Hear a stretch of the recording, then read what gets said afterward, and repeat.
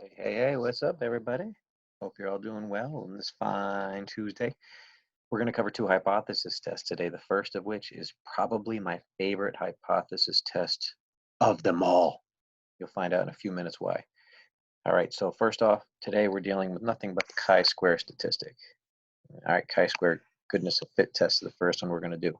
So in particular, it says, and by the way, back when I taught AP Stat, I would sometimes come in with a big, huge bag of M&Ms, and we would perform this hypothesis test with that big bag of M&Ms. I'm sorry I can't see you all in person today, but if you have M&Ms at home, you could perform this test just by going on the M&M website and looking at the percentages of each color, what they are supposed to be in the bag, and comparing them to what they actually are.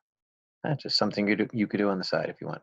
So a car manufacturer claims that the best-selling model has the following color preference rates: 30% prefer red, 10% white, 15% green, 25% blue, 5% brown, and 15% black. It says a random survey of 200 such buyers produces the following results. So 64 liked red, 14 white, 38 green, 49 blue, 6 brown, 29 black. At the 0.01 level of significance, test the claim that the percentages given by the manufacturer are correct. Okay, so here's what I'm going to do today. I'm going to just, instead of writing it all, watch this. I'm going to go to the Pfeiffer notes for this one, the Pfeiffer notes. All right, so here's everything right there, written in Pfeiffer handwriting. So I'm going to talk my way through this here. So first off, hypotheses, HO and H1. There are hypotheses that are no less helpful than these without a verbal statement. Your hypotheses for the chi-square goodness of fit test will always be O of X equals E of X. That's an E right there.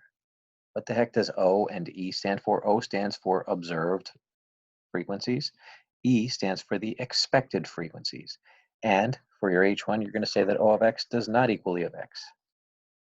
However, you're never going to write those without doing a verbal statement. If you just write, hey, Mr. Cody, O of X equals E of X, I'm going to go, haven't done that in a while. Anyway, because it means nothing. You need a verbal. The color preference rates are as claimed by the manufacturer versus the color preference rates are not as claimed by the manufacturer. Done.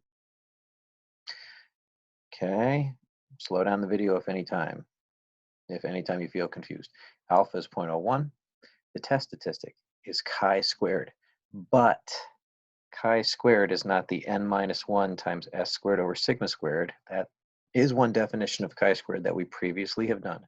For this particular test, chi-squared is going to be the sum as k goes from 1 to k of O minus E, the observed, minus the expected, squared, all divided by the expected.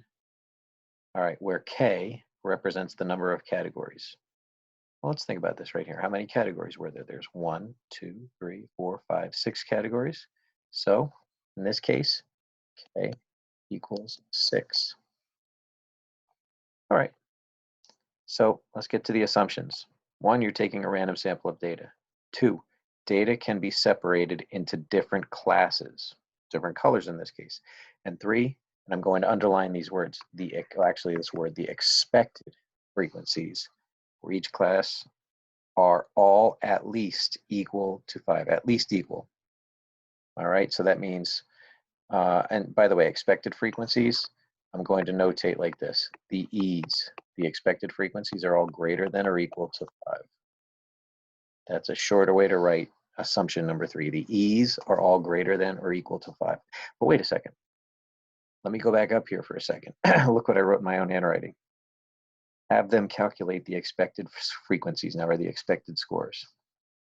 Okay, well, these numbers right here, are these the observed numbers or the expected numbers? They are the observed numbers. Those are the observed numbers because I observed that 64 people like red. I observed that 14 people like white. How do I find the expecteds? I just use the percentages. There's 200 people. 30% of them like red. So what is 30% of 200? Well, 10% of 200 is 20 times 3 is 60. Let's do this quickly. 10%, that means 20 like blue, 15%, so 20 plus 10 is 30. 25%, so 20% would be 40, and then 10% of 50. I'm doing this quick. You could do 0.25 times 200. 5% would be 10, and 15%, we already did that, would be 30. So here's the deal here. We're basically seeing if these black numbers are close to the orange numbers. 64, kind of close to 60. 14, somewhat close to 20. 38, oof, not that close to 30. 49, very close to 50. 6, somewhat close to 10. 29, very close to 30. Are they close enough to fail to reject HO, or are they far enough away from each other to reject HO? That's what we're going to find out. We are going to reject HO if chi squared is greater than chi squared with, and if you cannot read Doc Piper's handwriting, that is K minus 1 degrees of freedom at the alpha level. So that would be chi squared with 5 degrees of freedom at the 0.01 level. And in case you have forgotten how to use the chi-square table, here's 5 degrees of freedom at the 0.01 level, 15.086. There's 15.086 right there. So we're going to reject if chi-square is greater than, done. But I said, wait, this is a one-sided decision rule. Let me scroll back up for just a second. Look at our H1. It was not equal to. I thought when H1 is not equal to, your decision rule should match that. It should be greater than, let's say, 1.96 or less than negative 1.96. How come this is just greater than? That's a great question. I'm glad you asked that. Whoever asked that. We'll get to that in just a moment. So here's the observed. There are the expecteds right next to it. And to calculate chi squared, you're doing the observed minus the expected squared over the expected. And it's the sum of that. So as K just going from what just means for each category. So for each category, I'm going to take the observed number minus the expected number divided by the expected. Oh, I'm squaring the parenthesis. Let me zoom out just a little bit here. Let me see if I can gather everything in. This isn't zooming out. Oh, I'm in comment mode. Sorry. So I can't zoom out right now. Sorry. Can't zoom out. All right. So let's see if I can do it now. Nope, can't do it. All right. So I see that I get a chi-square value of 5.853. Would you like to know how to do that on your calculator? Of course you would. If you turn to your calculator packet on page 13, it'll go through exactly what I'm about to show you. I happen to have my calculator already prepared with, if I hit stat and then enter, put your observed into L1, put your expected into L2, and then go to L3 and go up into L3. And see right here, it shows an open space. So I'm going to start by hitting parenthesis, and it's observed minus expected. The observed's in L1, so I'm going to hit second L1. So that's the observed minus the expected, which is second L2. Close the parenthesis. Then I have to square it. Then I'm going to divide by L2. So second L2. So this essentially is observed minus expected squared divided by expected. If I hit enter, all the individual chi-square values pop up right there. But keep in mind, chi-square is the sum of these values. So how do I find the sum of these values? There's an easy way to do that. I'll go to stat. I'll go over to calc. I'll do 1-bar stats, but I will do it on second L3. So that's where my chi-square values are. Calculate that. And then just go right to the second thing right here. The sum of those chi-square values is 5.853. Just for confirmation, let's go to our notes, and you see 5.853. How about them apples? If you wish to calculate chi-square by hand, be my guest. Here's the formula. If you wish to use your calculator, which I recommend, put your observed in L1, your expected in L2, and do the chi-square computation for L3, and then just do the sum, do one bar stats on L3. Okay, so we calculated 5.853. We're only rejecting if we get greater than 15.086. Is 5 greater than 15? It is not. So are we going to reject or fail to reject? We are going to fail to reject HO.